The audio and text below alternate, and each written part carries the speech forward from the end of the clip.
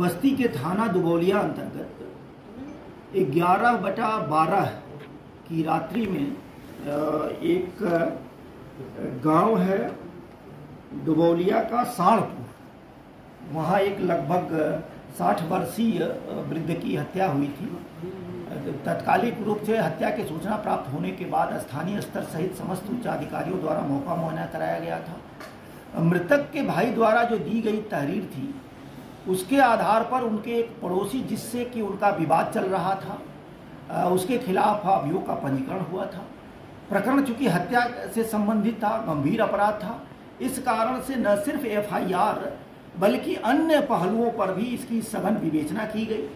विवेचना करने के उपरांत कुछ तथ्य पुलिस को संज्ञानित हुआ, जिसके आधार पर मृतक का जो छोटा बेटा है जिसका नाम राजकुमार है वही हत्यारा निकला है। उसके पीछे जो कहानी निकल के आई है कि जो राजकुमार है बेसिकली एक तो इसकी पत्नी चली गई थी और दूसरी शादी करने की बात वो कर रहा था।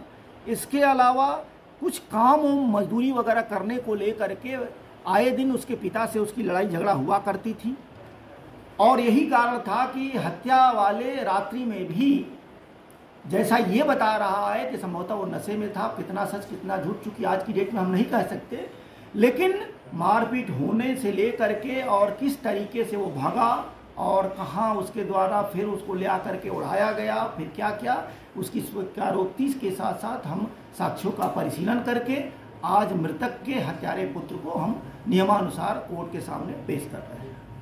ठीक।